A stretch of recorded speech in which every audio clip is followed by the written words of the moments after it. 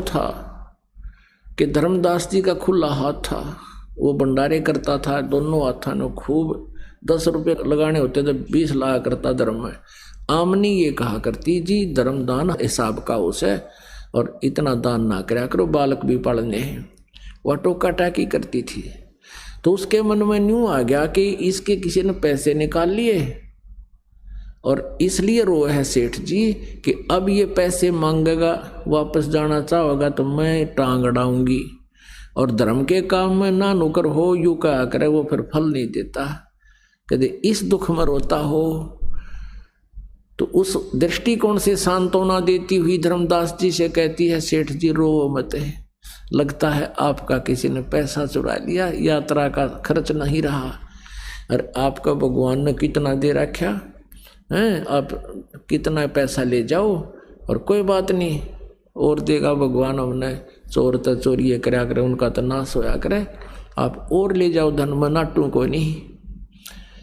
अब धर्मदास जी बोलना चाहो पर बोला नहीं जाए, इतना बुरी तरह रो रहे थे क्योंकि पुण्यात्माओं जिसको परमात्मा चाहिए और परमात्मा आके चले गए और 2 बार बकवाद कर दी, अब उसको आशा नहीं रही कि भगवान फिर आ जाएंगे। मैं दोस्त इतना हूँ।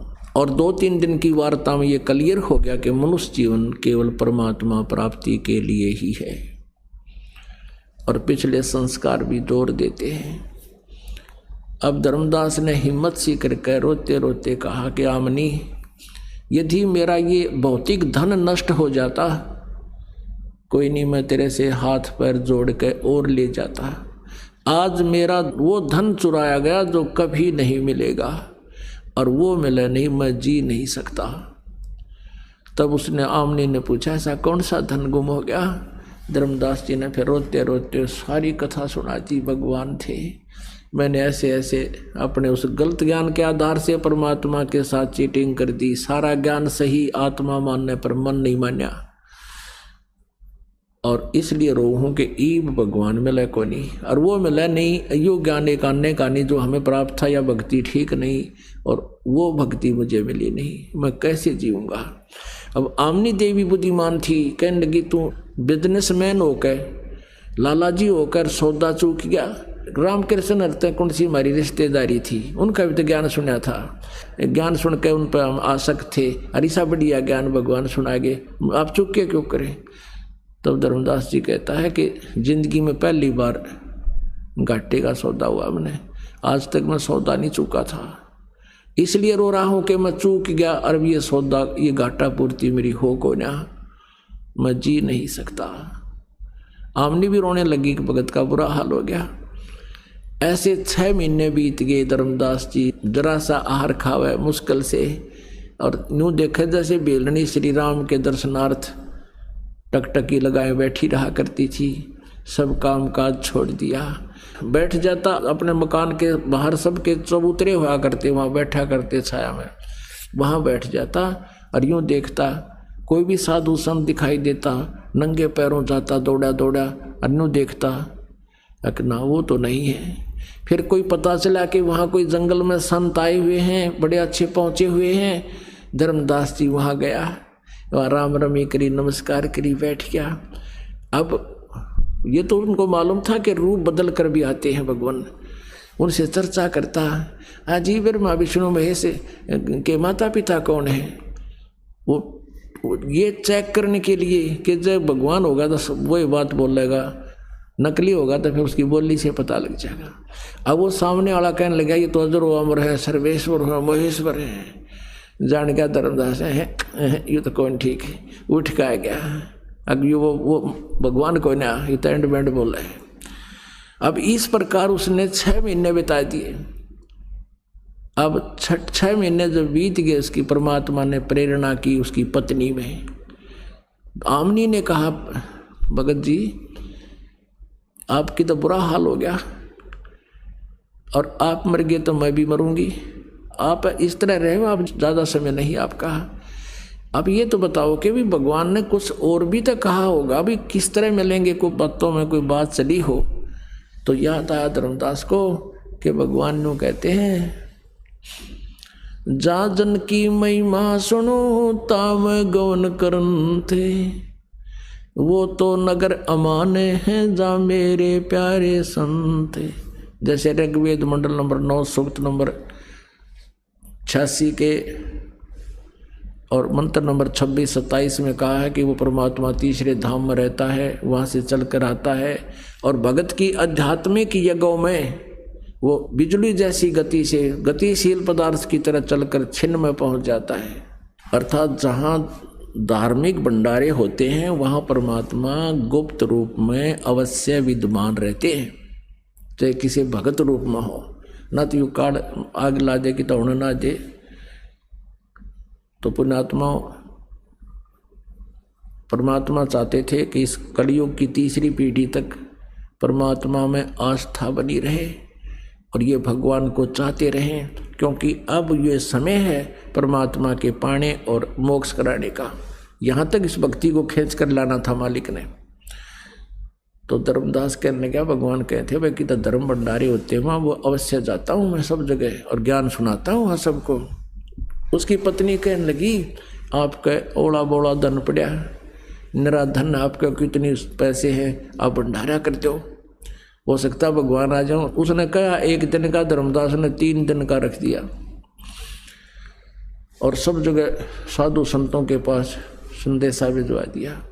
अब भंडारा शुरू हो गया। पहले दिन सब भोजन कर चले गए साधु संत भगत, पर धर्मदास देख रहा है कि मालिक तो नहीं आए। दूसरे दिन भी चलाया, वो भी सब खाकर चले गए, भगवान नहीं आया। तीसरे दिन भी देखा परमात्मा नहीं है। आफ्टरनून होगी, भंडारा चल रहा है, कुछ भगत शेष रहते हैं संत भोजन खाना। तब धर्मदास ने अंतःकरण से सोच लिया परमात्मा आए नहीं। हे भगवान, अगर आज आपने दर्शन नहीं दिए, आगे आपके दास का जीवन नहीं, आत्महत्या करूंगा। अब मैं जी नहीं सकता दाता, जीवों की सांस में वो भक्ति मैं कर नहीं सकता जो पहले कराया करता, एक आने की नहीं और मिली नहीं, वो मिली नहीं जो यथार्थ है। अंत आत्मा से रोया, कति मन में ठान ली कि एक बार इन्हें विदा कर दूं और मैं आत्महत्या करूंगा। वो तो अंतर्यामी है, इतनी देर थोड़ी लगाते हैं। कहते हैं वही जंदे का बदन शरीरम कदम वृक्ष के तीरम। ओए होए, थोड़ी सी देर में क्या देखा, 100 फुट की दूरी पर एक कदम का पेड़ था, उसके नीचे वही जिंदा महात्मा के रूप में परमात्मा विराजमान है। धर्मदास की ऐसी दृष्टि गई और नंगे पैरा भाग लिया। अन्नु देखा कहा वही है, शरणा में पड़ गए, नो सीने का लगा लिया। अन्नु कहे भगवान इनका छोड़ कर ना जाइयो, बुरी तरह चपट गए परमात्मा के। भगवान बोले धर्मदास इन फारिग कर दे सारे ने, इन नकलिया न जान दे ना, बीच में मैं कथा शुरू करूँगा ये इतने बेचला देंगे, ऐसा नहीं झूठ बोले। इनको सबको विदा कर फिर मैं बताऊँगा यथार्थ कथा। उनको सबको विदा किया, परमात्मा को लेकर घर में गए। अपनी पत्नी से कहता है आमनी आजा, मेरा आज धन पा गया, वो खुआ हुआ धन मुझे मिल गया। एक पैर धर्मदास जी ने, एक आमनी जी ने पकड़ दिया भगवान के, दोनों बैठ कर रोने लगे। आमनी जी कहने लगी भगवान आपका बच्चा तो बहुत भी नर्म हृदय का, नर्म आत्मा का व्यक्ति है और आपने इसको 6 महीने तक दुखी कराया। ये तो मैं इसको सांत्वना देती रही, ना तो ये मर जाता। भगवान आपने ऐसा नहीं करना चाहिए था। परमात्मा बोले आमनी देवी बेटी, ये अज्ञान आधार से घना निकम्मा हो गया था। जैसे लोहे को गर्म करके फुल गर्म कर लिया जाए, फिर उस पर चोट मारे तो वो ठीक जो यंत्र बनाना चाहता है, जो औजार बनाना चाहता है, इंस्ट्रूमेंट, वो बन जाता है। और लोहा जब तक गर्म ना हो उस पर बेशक चोट मारो असर ना होता। तो बेटी यू 6 महीना में इसका लोहा गर्म हो गया। अब मैंने इसको ताव दिया है, अब इसको ताव दिया है, अब मैं जो कहूँगा सारी मानेगा। ना तो वकील हो रहा था काल का, बेटी मैं इसके साथ था, मरण थोड़ा दूंगा मैं इसको। कहते गुरु कुमार है ये गड़गड़ काटे खोट, अंदर हाथ सहारा दे के ऊपर मारे चोट। जैसे कच्चा घड़ा कुमार का होता है, कहते परमात्मा ऐसे कुम्हार की तरह है और तुम कच्चे मिट्टी के घड़े हो। पहले नीचे एक हाथ दे देता है कुम्हार, एक कपड़ा सा बांध के और नीचे हाथ देकर ऊपर नो कर पट पट पट, और जब नीचे हाथ ना और नो कर दे तार पार पट पट। तो परमात्मा कहते हैं अगर मैं पहले तुम्हारे हाथ हटा लेता हूँ नीचे और फिर तुम्हें थोड़ा बहुत कष्ट पीड़ा इसलिए देता हूँ कि तुम्हारा यू बाकापन ठीक हो जा, तुम्हारे अंदर से दोष दूर हो। कुम्हार उस गढ़े को सही सुचारू ना बनावे और उसमें जरा सा भी टेढ़ापन हो जाए, एक अन्य का ना बिकता वो। तो परमात्मा कहते हैं इसलिए आपको थोड़ा बहुत कष्ट भी इस मार्ग में रहे तो गॉड गिवन समझना। परमात्मा कहते हैं आप बताते हैं कि सुख के माथे पत्थर पड़ो ना मर दे तो जा, बलिहारी उस दुख के जो पल पल नाम रटावे। परमात्मा कहते हैं कि हे भगवान ये डिमांड किया करो मालिक से, हे प्रभु ऐसा सुख भी ना देना जिसे तेरी भूल पड़ जावे, आग लगो इसे सुख का जिसे भगवान का नाम भूल पड़ जावे। हे परमात्मा उस दुख के जो पल पल नाम रटावे, ऐसा कष्ट बेशक देते रहना भगवान तेरी याद बनी रहे।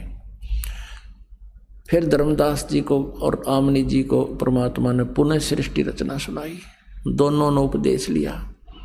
अब धर्मदास जी कहने लगे ये भगवान एक बात बताऊं? हाँ बता भाई। तो अब क्या कर ले इस मन का?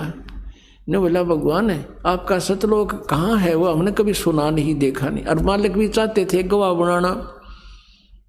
कहने लगे भाई ठीक है तू भक्ति करे और कोई ना मैं फिर आऊँगा कभी और फिर तुझे बताऊँगा। एक दिन परमात्मा वहाँ प्रकट हुए, धर्मदास को दिख रहे हैं और कहा धर्मदास आज तुझे अपना मेरा लोक दिखा के लाऊं, सतलोक कहाँ है। वो ले गए, उधर से वो मूर्छित हो गया।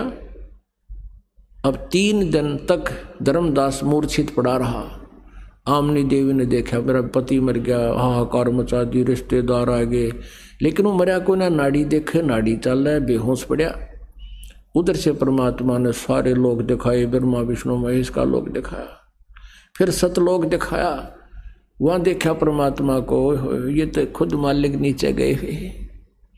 और वहाँ जाकर के देखा कि वो तो गंध है नीचे, जहाँ हम रह रहे थे वो तो बिल्कुल गंदा लोक है, वहाँ तो जाना नहीं चाहिए इसे गंदे लोक में। वहाँ जाकर देखा उन आत्माओं से मिले जो जहाँ से हम बिछड़ कर आए थे। तब धर्मदास की सारी बर्मणा भटकना जो शंका थी खत्म होगी। तब नो बोला हे भगवान मुझे वापस ना भेजो दाता वहाँ पर, अब यहीं रख लो मेरे भगवान, मुझे नहीं चाहिए वहाँ का कुछ भी। तो परमात्मा बोले भाई ऐसे नहीं रख सकते बेटा, आप जाओ मैं तेरे साथ रहूँगा। और वहीं मैं काशी में एक दानक रूप में रहता हूँ, जुलाहे रूप में, और नीरू नीमा का मुँह बोला पुत्र हूँ और वहाँ जुलाहे का काम करता हूँ। बेटा वहाँ आ जाना, तुझे मैं आगे सार नाम और सतनाम दूंगा और भक्ति करके आप वापस आ सकते हो। आप यहाँ से भक्ति युक्त गए थे, वो धन तुमने वहाँ उस काल के स्वर्ग में महास्वर्ग में नष्ट कर दिया, वो धन भक्ति का। अब वो भक्ति की कमाई से फिर चार्ज हो जाओ तुम, वो नाम ऐसा दूंगा एक ही श्वास के सिमरण में तुम्हारी ढेर सारी कमाई हो जाएगी। अब कहते हैं सतनाम पालड़ रंग होरी हो, 14 लोक चढ़ावे राम रंग होरी हो, 3 लोक पासंग धरे रंग होरी हो, तो ना तुले तुलाया राम रंग होरी हो। एक सतनाम का सिमरण श्वास उश्वास का इतना कीमती है कि 3 लोक, ये स्वर्ग लोक पाताल लोक और पृथ्वी लोक, तो कहते हैं ये पासंग धर दे किसके, ये तो आवश्यकता ही नहीं है इनकी, इतनी की तो कोई वैल्यू नहीं। और 14 लोक चढ़ावे, विष्णु का लोक, शिव का लोक, धर्मराज का लोक, शंकर जी का लोक, ब्रह्म लोक, और ये सभी 14 लोक कहते एक तरफ रख दे। एक तरफ तो एक श्वास के सतनाम के सिमरण की कमाई और एक तरफ ये सारा ब्रह्मांड, कहते तो भी वो पलड़ा भारी रहेगा एक सतनाम के सिमरण का। परमात्मा कहते कहता हूँ कहीं जात हूँ कहूँ बजा कर ढोल, श्वास जो खाली जाता है ये 3 लोक का मोल। तो पुणात्माओं आप देखो आपने कितना धन इकट्ठा करना, हम कितने भक्ति धनी थे। मेरे हंसा भाई हंस रूप था जब तू आया, मेरे हंसा भाई हंस रूप था जब तू आया, अपना स्वरूप भूल में भूला, तू तात जीव कहाया मेरे हंसा भाई। जब तू सतलोक से आया तो भक्ति से परिपूर्ण था, अब तू कंगाल हो लिया। अब उतना ही साहूकार बन ताकि तू वहां स्थायी स्थान पा सके। गीता जी अध्याय नंबर 8 के श्लोक नंबर 5 और 7 में गीता ज्ञानदाता कहता मेरी भक्ति करेगा तो मुझे प्राप्त होगा, और उस परमात्मा परम अक्षर ब्रह्म की भक्ति करेगा तो तत्वदर्शी संत से उस 3 नाम का मंत्र लेकर साधना कर, उस भक्ति के शक्ति के बल से, यानी उस भक्ति की कमाई से तू उस परमात्मा के पास जागा। तब धर्मदास कहता है मत भेजो महाराज यम की नगरी है मोहे, राख लियो महाराज हमसे बिगड़ी है मोहे, राख लियो महाराज हमसे बिगड़ी है। वहां जाकर पता लग गया हमने क्या जुल्म किया था, हम कैसे वहां नरक में गिरे, कैसे काल के जाल में फंसे हैं। हमने अपने भगवान को भूला और उसको चाहा।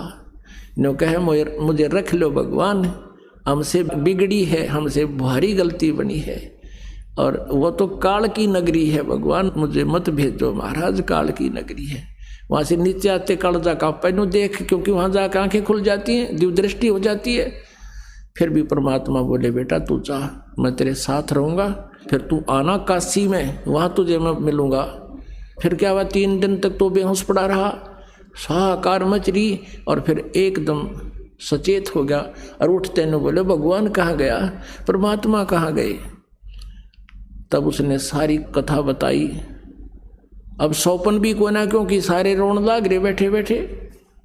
फिर धर्मदास बोला भगवान आए हुए हैं, बनारस जाऊंगा भगवान को पाऊंगा। तो वहाँ काशी में गए, भगवान को देखा और खुशी का ठिकाना नहीं रहा। बोलो सतगुरुदेव।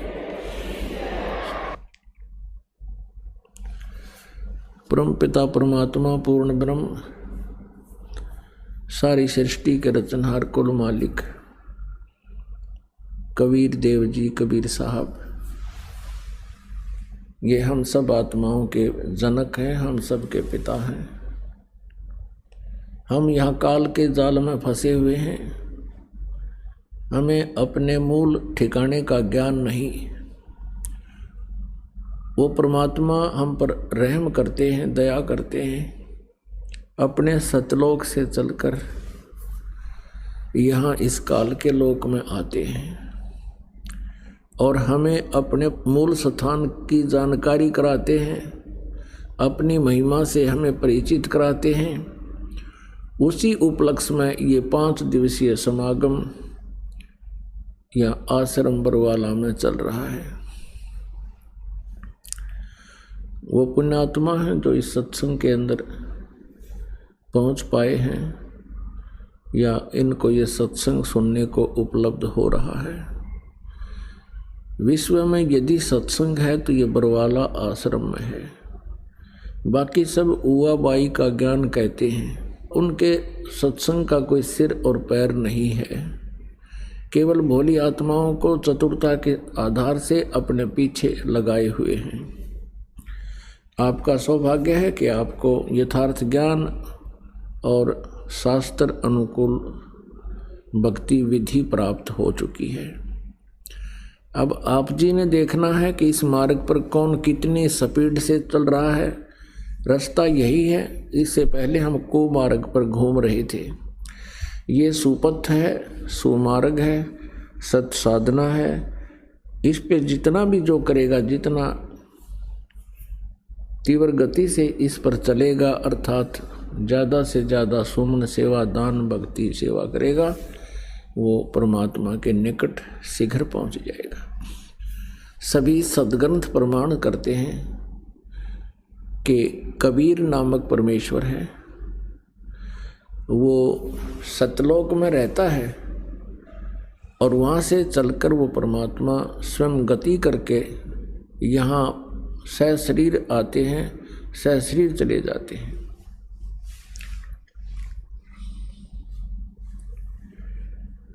पुण्यात्मा,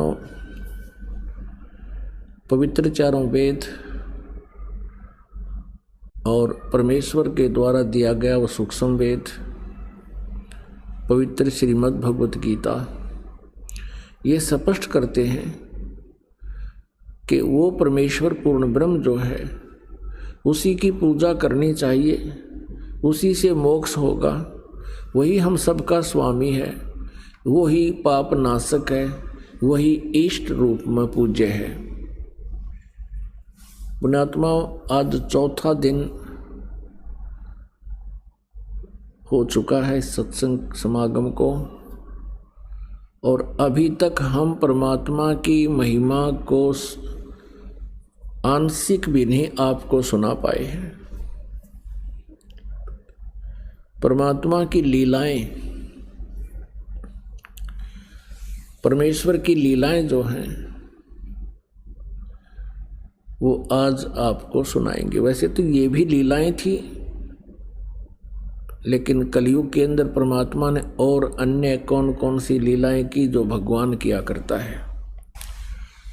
पुण्यात्माओं, हमने श्री राम, श्री कृष्ण जी, श्री विष्णु जी, श्री राम कहो, श्री विष्णु जी कहो, चाहे श्री कृष्ण जी कहो, और भगवान शंकर जी और अन्य देवी देवताओं को जो हम मानते थे, वो किस आधार से हमने माना? लोक वेद के आधार से और कुछ उनकी लीलाओं के आधार से। जैसे परमात्मा की तुलना सदग्रंथों से की जाती है, सदग्रंथों से ही उसकी जानकारी होती है, और तुलनात्मक तरीके से जब इन भगवानों को हम इनकी तुलना करेंगे आपस में, तो तब निर्णय होगा। जैसे हम सुनते थे कि भगवान श्री कृष्ण जी ने सुदामा जी के 2 मुट्ठी बुने हुए चावल खाकर एक सुंदर महल बना दिया और उसको धन दे दिया, उसका गुजारा उस जीवन का खूब हो गया। पुण्यात्माओं, ये देखने की बात है कि जैसे सुदामा जी ब्राह्मण थे और अति निर्धन थे कतई, और भगवान श्री कृष्ण जी और सुदामा जी एक ही पाठशाला में पढ़ा करते। बड़े होकर के श्री कृष्ण जी तो द्वारका में राजा बन गए, सुदामा जी अपना गरीबी हालत में ही अपना गुजारा कर रहे थे। ऐसी स्थिति होने लगी कि कई बार तो बच्चे भूखे सो जाते थे। सुदामा की पत्नी बहुत बार कहती थी कि आप अपने बताते हो कि मेरे मित्र हैं भगवान श्री कृष्ण और वो द्वारका के राजा हैं, आप उनसे कुछ धन मांग लो। सुदामा जी कहा करते थे, ब्राह्मण का काम मांगना नहीं है। यही सदग्रंथ बताते हैं, जो मांगे सो बढ़ुआ कहिए, दर दर फिरे अज्ञानी, और जोगी जोग संपूर्ण जिसका, जो मांगना पीवे पानी। नट पेरना कंजर सासी मांगत हैं बठियारे, और जिनकी लो लागे सतगुरु में वो तो मोती देवें उदारे। फिर भी ज़्यादा कंपेल कर दिया उसकी पत्नी ने, और वो चल पड़ा फटे पुराने कपड़े। अब द्वारका में जब पहुंचा श्री कृष्ण जी के पास, श्री कृष्ण जी ने कहा, क्योंकि जैसे जाते थे रिश्तेदारों को जाते, कोई तो बर्फी ले जा, कोई लड्डू ले जाता है, पहले कसार भून के ले जाया करते थे, और कुछ व्यवस्था ठीक होने उसकी पत्नी ने चावल भून के दे दिए थोड़े से। अब श्री कृष्ण जी ने कहा भी कुछ हमारे लिए लाए हो। उसने वाला कोली पोटली के देखा हुआ, भगवान श्री कृष्ण ने देख लिया और वो आहार किया। श्री कृष्ण जी ने पूछा कि आपकी क्या व्यवस्था है, आप परिवार ठीक है, कुशल है? तो सुदामा जी कहने लगे, भगवान आपकी कृपा से कोई कमी नहीं किसी वस्तु की। अब उधर से श्री कृष्ण जी ने देख लिया फटे पुराने कपड़े, वो जान गए थे गड़बड़ हो रही है सारी, पर यो महान आत्मा है, ये कुछ नहीं कहेगा। उधर से पीछे से श्री कृष्ण जी ने अपना इंजीनियर बुला लिया विश्वकर्मा और सुदामा जी का महल बनवा दिया वहाँ पर। 5-7 दिन सुदामा जी को वहीं रखा, अपने मित्र के आप पैर धोए, स्वच्छ अच्छे कपड़े पहना दिए और 7वें 8वें दिन वो चलने लगे। जब सुदामा जी कहने लगे अच्छा मित्र अब मैं चलता हूँ, और अच्छा जाओ। अब रास्ते में आके सुदामा जी का थोड़ा दोष आ गया था कि वह देख लिया मित्र, मेरी स्थिति को वो नहीं देख सका, मेरी क्या हालत हो रही है, और मेरे से पूछा है और कुशल है, क्या उसको नहीं दिखाई दे था। यानी इतना सा दोष आया था, क्योंकि युमन बड़ा उस्ताद है। इतने में क्या हुआ कि वो नए कपड़े पहन रहा था, रास्ते में लुटेरों ने सोचा कोई सेठ है, उसके वो कपड़े भी उतार लिए, कति एक लंगोटी में छोड़ दिया। इस चल पड़ा वहाँ तो लंगोटी में, और फिर कोसरा श्री कृष्ण जी ने देखा मित्र, और मेरे तो पूछा नहीं का और कुशल है, मेरी कुशल तो वह सामने दिखाई थी उसने। अब कहने का भाव ये है कि ज़्यादा विस्तार ना करें, तो वहाँ जाकर देखा तो अपनी झोंपड़ी के स्थान पर महल को देखकर आश्चर्यचकित रहा।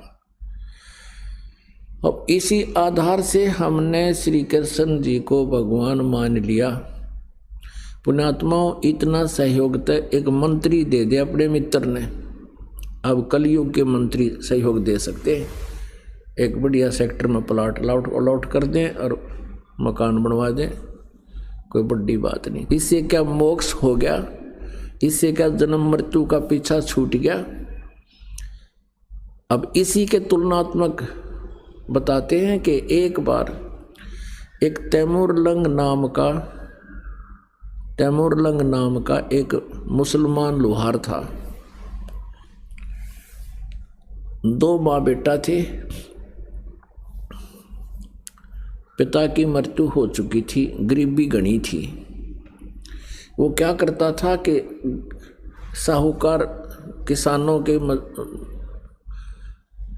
भेड़ बकरियों को चराने के लिए ले जाता था जंगल में, और उससे वो साल भर में या 6 महीने में उसको अन्न दे देती थी। पहले ऐसा ही होता था। और फिर शाम के समय उनकी बकरियों को उनके घरों छोड़कर भेड़ बकरियों को वो फिर शाम के समय ओवर टाइम कराया करता एक लोहार के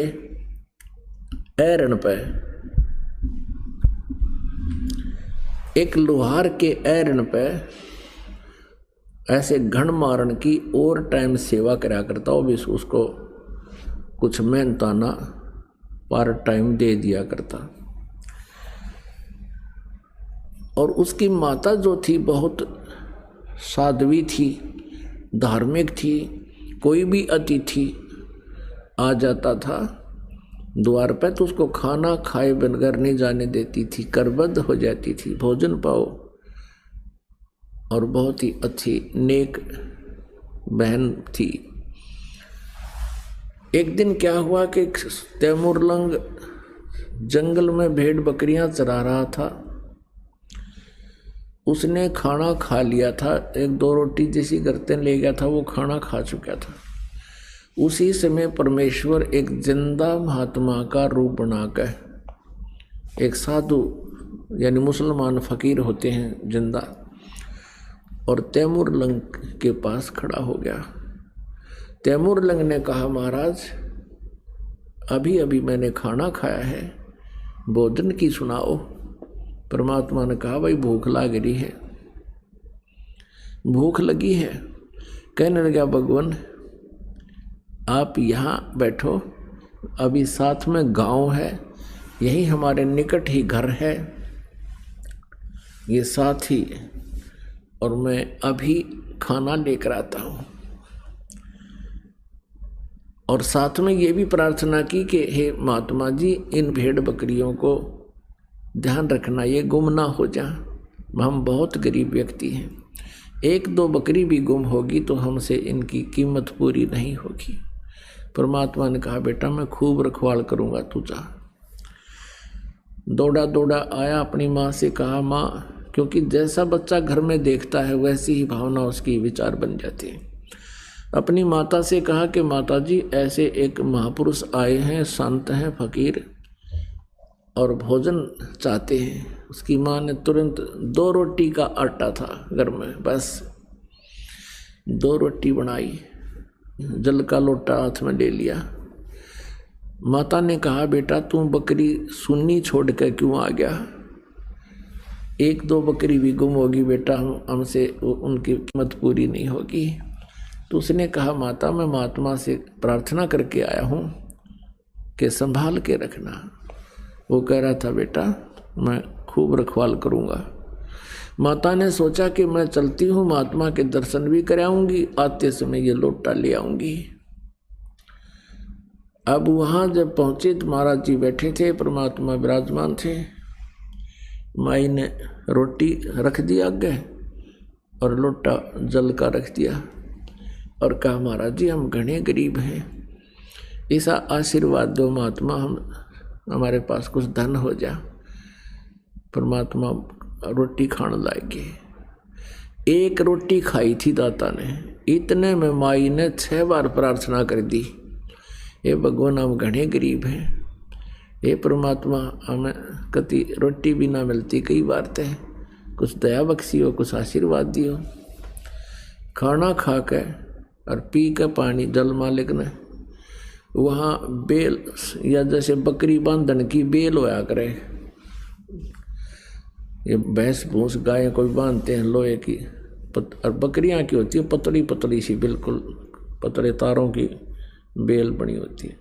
वह बेल उठाई, वह चैन, और उसको 4 बार मोड़ लिया, इतनी रहेगी वह, और खड़ा होकर उसके पुत्र के उस तैमूर लंग का परमात्मा ने पीठ में न्यू करके 7 1 2 3 7 मारी, और फिर 2 मारी, फिर मारी लात और मुक्के। माई ने सोचा यू महाराज जी तो नाराज हो गया, दिखर कै यू मेंटल है, बता बे मतलब मेरे बेटे ने पीटन लाग गया। तो माई ने कहा महाराज जी मेरे पुत्र ने कोई गलती कर दी। परमात्मा ने कहा माई तेरे पुत्र को 7 पीढ़ी का राज दे दिया है, तुम्हारे को 7 पीढ़ी का राज बख्श दिया है, ये 7 जो संगल मारी है और फिर लात और मुक्के मारे हैं, उसके बाद तुम्हारा राज्य टुकड़ों में बट जाएगा। पुणात्मा तैमूर लंका पोता था बाबर, और उससे लेकर के औरंगजेब तक 7 पीढ़ी ने दिल्ली का राज कराया, और औरंगजेब के बाद फिर ये इनका राज्य छोटे छोटे टुकड़ों में विभाजित हो गया था। ये तो इतिहास साक्षी है। अपने आत्माओं क्या हुआ, अम्माई ने सोचा ये तो सचमुच कोई वैसे ही कोई पागल सा आदमी है, ये ऐसी बात कह रहा है, तेरी 7 पीढ़ी का राज दे दिया, समय पर टूक नहीं, कोई बात नहीं, शांत होकर आ गई अपने घर पे हमने। अब क्या हुआ कि कुछ दिनों के बाद तैमूर लंग ने क्या देखा कि उसी अक्षेत्र का एक राजा बहुत बदमाशी करया करता। गांव में जो भी कोई सुंदर लड़की होती युवा, उसको अपने उन नौकरों से, क्योंकि मुखबर होते थे गांव गांव में उनके, वो संकेत कर देता और उसके वह सिपाही ठा लाते। ऐसे ही उसी गांव की एक लड़की, युवा लड़की, खेतों से पशुओं का चारा लिए आ रही थी। तैमूर लंग वहाँ बकरी भेड़ चरा रहा था। इतने में उस राजा के नौकर एक उसी गांव की उस लड़की को जबरदस्ती करके अपने वाहन में घोड़ों के ऊपर डालना चाह रहे थे। उसने शोर मचा दिया, अरे भाई तैमूर आइए, अरे तैमूर भाई मने बचाइए। अब पाड़ी दौरा तल्ला ठोस है एक बांध के सिर का कपड़ा और डे का लठ बाज लिया। मट्टा मट सैनिकों के कई गट्टे तोड़ दिए। अब वो कई जने थे तो तैमूर लंग को इतना मार पीट दिया, उसको मृत करके छोड़ कर चले गए।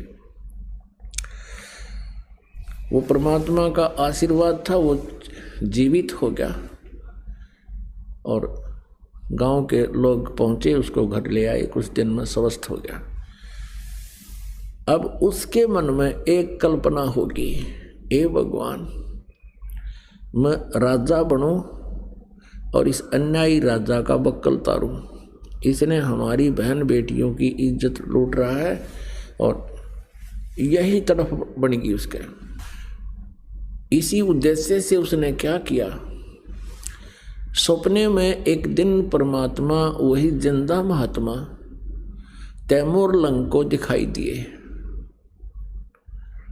और कहा, बेटा जिस एहरन पर तू पार्ट टाइम काम करता है, हथौड़े मारने जाता घण मारने, उस एहरन ने मोल ले ले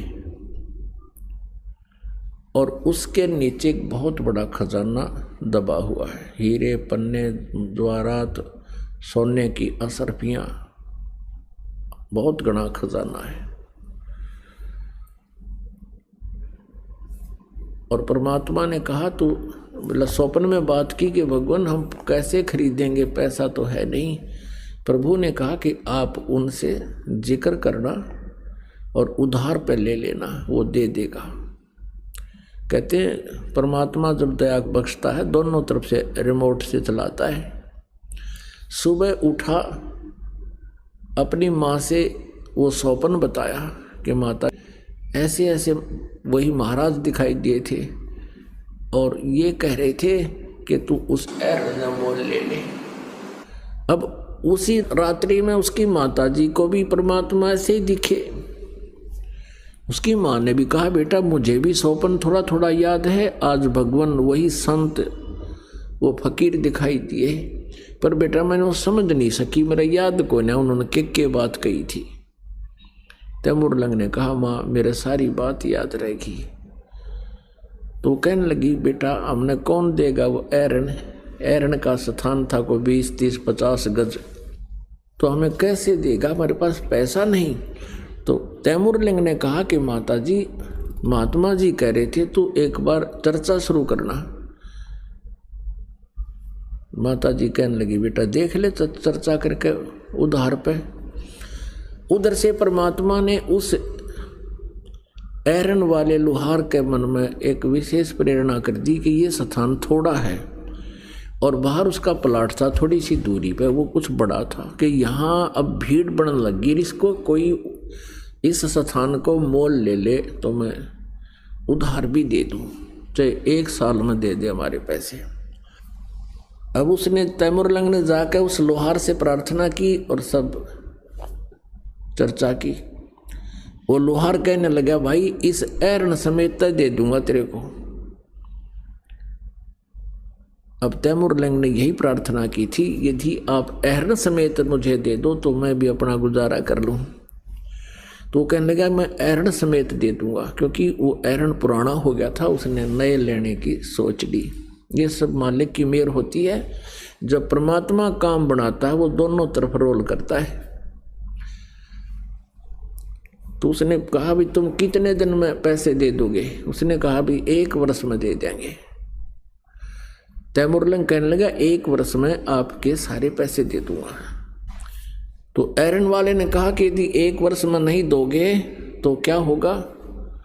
आप पे कहने लगा कि मैं ये एरन वापस ले लूंगा सारा स्थान समेत। तैमूर लंग ने कहा, लिखवा ले बेशक मेरे से, वचन हो गए, ठीक है। उसने 1-2 दिन में वो स्थान खाली कर दिया और परमात्मा ने फिर स्वप्न में उसको दिया कि तू एकदम इस पैसे को व्यय मत करना, किसी को खबर ना लगने देना, धीरे धीरे इसका प्रयोग करना। तो मालिक के संकेत अनुसार उसने पहले उसके चारों तरफ एक मिट्टी की ऊंची सी दीवार बनाई। खोद कर देखा तो वहाँ सचमुच बहुत ज़्यादा असरफी सोना काफ़ी सामान था। अब उसके फिर वह बात याद आ गई है, भगवान में राजा हो बनो और ऐसे निकम्मे राजाओं को मैं फिर सीधा करूं। अब उसने क्या किया, पहले भेड़ बकरियां लाया मोल थोड़ी सी 20-30, फिर उनको बेच दिया, फिर 50-60 लिया, फिर उनको बेच दिया, फिर ले आया, फिर और बेच दिया। अब आम व्यक्ति ने सोचा भाई इसका तो भगवान ने हाथ पकड़ दिया और व्यापार में घना वृद्धि होगी। तो धीरे धीरे उसने ऐसा दिखा कि मुझे बिजनेस से बहुत लाभ हो गया। उधर से उसने क्या किया, अपने नगर के और आसपास के गांव के युवाओं से कहा कि भी ऐसे ऐसे हमारी बहन बेटियों के साथ बेइज्जती की जाती है और हमारे लिए शर्म की बात है, और मैं चाहता हूं कि मैं राजा बनूं, तुम मेरे सैनिक बनो, और मुझे व्यापार में बहुत धन हाथ लग गया है, तुम्हें प्रति महीना 1 रुपया तनख्वाह दिया करूँगा। आज के तय 50,000 हैं, उस समय के 1 रुपया। तो युवा बच्चों ने स्वीकृति दे दी और कहा ये बात गुप्त रखना। लोहार था एक कारीगर, जंगल में एरन डाल लिया, आप पर तलवार बनावे, आप पर डाल बनावे, और हजारों की संख्या में बच्चे तैयार कर लिए। उन्हें तलवार चलाना सिखा दिया और घोड़े खरीद लिए। एक दिन उस राजा को सुबह सुबह जाके और चारों तरफ से उसका किला घेर लिया और आवाज़ लगा दी कि या तो समर्पण कर दे, सरेंडर कर दे, नहीं तो बाहर आ जा, युद्ध कर ले। अब उस राजा ने चारों तरफ से शोर देखा, हाहाकार मचा हुआ देखा, हल्ला हो रहा। अपने मंत्रियों से कहा, मंत्रियों देखो ये क्या हो गया। मंत्रियों ने बताया कि राजा ना जाने कितनी सेना है, कोई अंत नहीं। परमात्मा ने इतनी सेना दिखा दी, 1000 आदमियों के, और इसे दिखा दी दोनों 20,000 आ रहे हैं चारों तरफ। अब लीला मालिक की कौन समझे। और मंत्रियों ने कहा कि राजन सरेंडर करने में ही हित है। तो उसने अपने झंडे झुका दिए जैसे सैंपल थे और हाथ ऊपर न करके सारे बाहर आ गए। उनको अरेस्ट कर लिया, उनकी सेना को काबू कर लिया, उनके हथियार काबू कर लिए, यानी उस पर कब्जा कर लिया। परमात्मा ने उस तैमूर लंग और उसकी माँ को फिर एक दिन बीच में आके कहा था, बेटा भक्ति करो तुम। तो उनको प्रथम मंत्र दिया था। उस दिन के बाद तो उसने भक्ति की, फिर वो बकवाद्या में बढ़ गया। भक्ति तो दी छोड़, बाकी राजपाट में उसका ज़्यादा रुचि होगी। तो तैमूर लंग ने फिर दूसरे राजा पर चढ़ाई की, यानी युद्ध कर दिया, उसको भी विजयी कर लिया। फिर और दूसरों को संदेश भेज दिया कि भी मेरे पास इतनी सेना है, या तो युद्ध करो या सरेंडर करो। उस नालायक ने यहाँ तक कि दिल्ली पर भी आके अपना कब्जा कर लिया और दिल्ली के शासन पर, दिल्ली के सिंहासन पर अपना एक नौकर छोड़ दिया, अपना एक दास गुलाम राजा छोड़ दिया और उसको कहा कि मुझे सालाना इतना टैक्स तू देगा। उस कुछ दिनों के बाद फिर उसका पोता बाबर यहाँ का दिल्ली का बादशाह बना। उसके बाद औरंगजेब तक 7 पीढ़ी ने राज किया। फिर क्या हुआ कि ये राज्य पाकर भूल गया भगवान परमात्मा, उसको फिर शिकार में मिले और शिकार में उसके साथ ऐसी घटना की कि उसका घोड़ा बहुत दूर चला गया, प्यासा मर गया, कहीं पानी नहीं, जान निकलने को होगी। परमात्मा नजर आए, साधु संत दिखाई दिए, वहां पहुंचा के शायद यहाँ कोई जल मिले। तब परमात्मा उसी रूप में आगे, जिस रूप में उसको उस दिन मिले थे जिस दिन उसके पास शाम की रोटी नहीं थी। जब परमात्मा को देखकर चरणों में गिर गया वो तैमूर लंग, हे भगवान, आपने मौज कर दी, आपका आशीर्वाद फल गया, आपका बेटा राजा बन गया। परमात्मा बोले दूर हो जा कमबख्त, दूर हो जा यहाँ से। अरे दुष्ट आत्मा, मैंने क्या यही इसीलिए तेरे को राज्य दिया था? तूने कितने जो जन मेरी शरण है ताका हूँ मैं दासे, गेल गेल लाग्या फिरूं हूँ जब तक धरती आकाश। हमने यहाँ तुलना करनी है कि हमने अभी तक श्री कृष्ण और सुदामा के सांग भी देखे, इनके रागनी गानिये भी देखे सुने, इनके नाटक भी। रोटी खा के रोटी तमर लंकू दीनी ताते सात बादशाही लीनी। एक रोटी खा के 7 पीढ़ी का राज दे दिया। तो पुण्यात्मा, हमने परमात्मा का ज्ञान ही नहीं था, परमात्मा के विषय में हमें जानकारी ही नहीं थी। हम जो भगवान नहीं थे इनको भगवान मानते थे। किनको? ब्रह्मा जी और विष्णु जी और शिव जी को। ये प्रभु नहीं है, ये कंप्लीट गॉड नहीं है, लेकिन हम लोक वेद के आधार से इन्हें परमात्मा मानते रहे, इनकी पूजा करके अपना जीवन नष्ट करते रहे। अब पुण्यात्मा वही समस्या फिर आती है कि पवित्र हिंदू समाज की पुण्यात्माएं ब्रह्मा विष्णु महेश को महेश्वर मानते हैं, सर्वेश्वर मानते हैं, सबके मालिक मानते हैं, अजर व अमर मानते हैं, इनके माता पिता नहीं ये भी मानते हैं। अब यहाँ थोड़ा सा और आपको कंसेप्ट क्लियर करेंगे, क्योंकि सुबह भी करा था, अब भी करना पड़ेगा, क्योंकि ऐसा टॉपिक हो जाता है। और दास का उद्देश्य है कि इस ज्ञान को प्रत्येक के अंतःकरण में प्रवेश कर दूं, चाहे किसी भी तरीके से बने। तो ये कह देना कि ब्रह्मा विष्णु ये भगवान नहीं हैं और हम इनकी पूजा करते थे, यदि इतना ही कह के छोड़ दिया और कोई पुण्यात्मा इस प्रकरण को कहीं सीडी या कहीं टीवी चैनल पर सुन रहा हो तो वो वहीं पर टीवी बंद कर देगा। लेकिन अब ये प्रमाण दास दिखाएगा तो वो टीवी बंद नहीं करेगा, 1-2 को और भी बुला लेगा कि आ जाओ सत्संग आज सुनने को मिला मुझे। आपको सुबह भी दिखाया था, अब फिर दिखाते हैं कि ये ब्रह्मा और विष्णु को ये ज्योति निरंजन काल ब्रह्म ये कहता है कि तुम अपने आप को भगवान कहते हो, तुम भगवान नहीं हो, तुम ईश नहीं हो, तुम मालिक नहीं हो। ओए होए, ये दास नहीं कह रहा, अपनी पवित्र शिव पुराण कह रही है, जिनको हम भगवान की महिमा युक्त शास्त्र मानते रहे हैं और मान भी रहे हैं। एक बार क्या होता है कि ब्रह्मा और विष्णु जी में इस बात पर झगड़ा हो गया।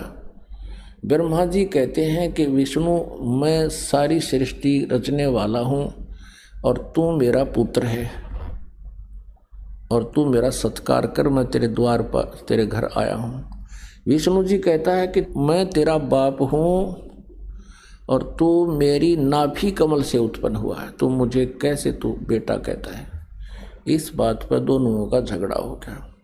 तो ये काल जो है ब्रह्म, ये शिव रूप धारण करके ये सबके समक्ष नहीं आता, ये गुप्त रहता है और अपने कर्म और जन्म को अलौकिक बताता है। वो इस तरह अलौकिक हैं इसके जन्म, ये कर्म, कि ये स्वयं सीधे अपने स्वरूप में किसी को दर्शन नहीं देता, इसने प्रतिज्ञा कर रखी है। तो ब्रह्मा और विष्णु का झगड़ा हो रहा था, भगवान शिव ने बीच में सतम ठोक दिया, एक पिलर बहुत लंबा चौड़ा सफ़ेद। तो वो दोनों का युद्ध समाप्त हो गया। फिर वो ऊपर नीचे उसकी खोज करने लग गए। फिर इतने में शिव रूप में वो काल ब्रह्म इनका पिता प्रकट हो गया। अब ये ब्रह्म कहता है ब्रह्मा और विष्णु को कि तुम ईश नहीं हो और तुमने अपने आप को ईश मान लिया, स्वामी मान लिया। बहुत ही अद्भुत हो मिश्रकृत हिंदी टीका सहित और खेमराज श्री कृष्ण दास प्रकाशन बम्बई द्वारा ये मुद्रित है। हम केवल इतना ही दिखाएंगे आपको। ये है शिव पुराण पृष्ठ 17 पे विद्वेश्वर संहिता भाग 1 अध्याय 9। यहाँ क्या कहा कि नंदीकेश्वर बोले, इस प्रकार भगवान ने उन नम्र हुए ब्रह्मा और विष्णु पर अनुग्रह करके उनके युद्ध में जो परस्पर उनकी सेना मारी गई थी उसको अपनी शक्ति से, सबको अपनी शक्ति से जीवा था। और फिर क्या कहता है, उन दोनों की अज्ञानता और वैर को दूर करने के अर्थ दोनों से कहा, मेरे सकल